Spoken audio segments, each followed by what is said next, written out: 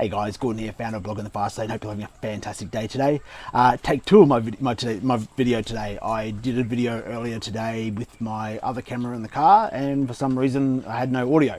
Well, I had audio, but all I could hear was wind noise, so I'm not sure what happened there. But anyway, let's try it again at home with my just my iPhone and my mic. We'll see how we go. Anyway, did a video the other day about not knowing what my purpose was and what the future was within my with my business. After doing a lot of research in the last few days, unfortunately I haven't come up with an definitive answer yet, which is not a bad thing, but getting there. I did find something that I thought was interesting. I was going through Facebook last night and I was checking out a post that the SFM had put on their Facebook page about the finding your passion. Finding your passion, finding your purpose, I think lie hand in hand as far as I'm concerned.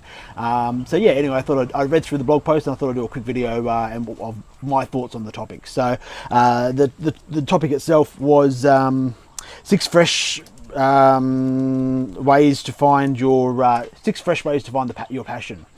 And I'll go through those and sort of give you my opinion of it. If you haven't read the post, I have shared it on my Facebook page, but I think the SFM shared it on their Facebook page yesterday, so you can find it there.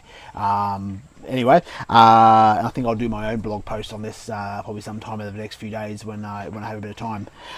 Anyway, number one is start with the right perspective. If you go into something with the mind that it's going to work, it's more likely to work. If you go into something with the mind that it's not going to work, it's not going to work. That's pretty simple. And that comes down to, whether you're going in to have, you're going into a restaurant to have dinner. If you're not hungry, you're going to have a hard time trying to find something to eat. But if you go in there hungry, you're going to find something to eat. So it sort of comes down to the same sort of thing. Running to a business sense or, finding a passion sense. If you think it's going to be too hard, it will be too hard. If you know that your passion's out there, it's just a case of finding it. It will appear. That's just the law of attraction. That's how things work. Number 2 is get out your mental metal detector. What I mean by that,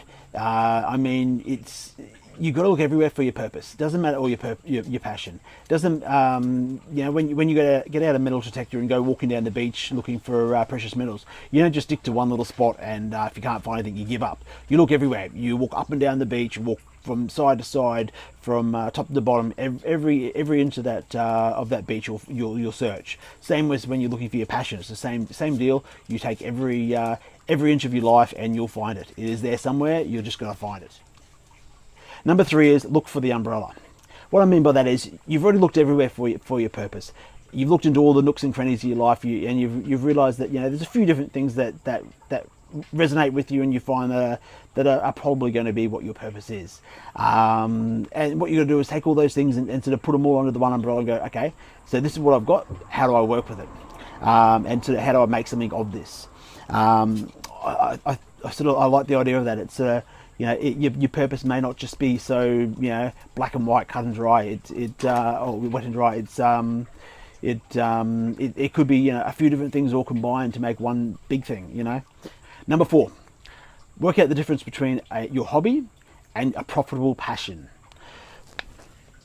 What do I mean by that? All right, so I'll use my own example.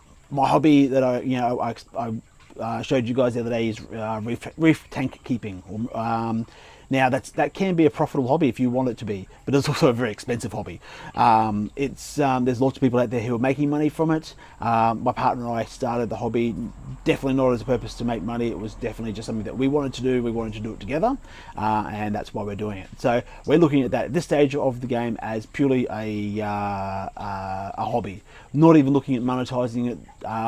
I've got a pretty good Instagram account going, a pretty good YouTube account going. I've actually got more subscribers on that YouTube channel than I do on this YouTube channel, but it's not something that we're looking at monetizing or trying to make anything out of anytime soon. If it happens down the line, then so be it, but at this stage we're purely just looking at it as a hobby purpose. You got to look at all your aspects of life, all your hobbies, and go, okay, what will other people want to pay for? What advice can you give them that people that are willing to pay for? What skills, experiences, what tools can you give them that they'd be willing to pay for? And that's where a hobby becomes a profitable passion. Number 5 is expect mutiny. What do I mean by that? So you've got to believe that you'll find your passion. The mutiny I'm more talking about there is within yourself. You're going to be doubting yourself, second guessing yourself. You're going to be going, is this something real? Is this really possible? Can I really do this? Believe it's going to happen. It will happen. Once again, we're going back to the law of attraction. If you think it hard enough, it will eventually happen. Number 6 is find the limit of your bravery. What do I mean by that? Okay. So my biggest goal this year is to fire my boss. That is a huge task for me. Honestly, it scares the shit out of me. It is something that's going to happen, but it scares the shit out of me. You've got to, for me to be able to find my boss, I'm going from having a steady income coming in every week or every month, all my outgoings, all my bills, all my expenses being, covered by that, to suddenly having to rely on myself to make that income. I know it can happen. I know it will happen, but it scares the shit out of me. Am I brave enough to take the jump? Yes, I am. Am I brave enough to do it now? No, definitely not. It's something I've got to work towards. It's going to take a long time, but I've set a date and it will happen. Knowing the limit of your bravery is knowing when to take that next big step, whatever that big step is, and knowing when to take it and be willing to take the leap. Anyway, those are the six fresh ideas to find your passion. Hope you found some use out of it. As always, check me out at Blogger in the Fast Lane on both Instagram and Facebook. And if you haven't already, like, comment, and subscribe below. I really appreciate everyone's comments. And I will talk to you all very, very soon. Have an awesome day. Thank you.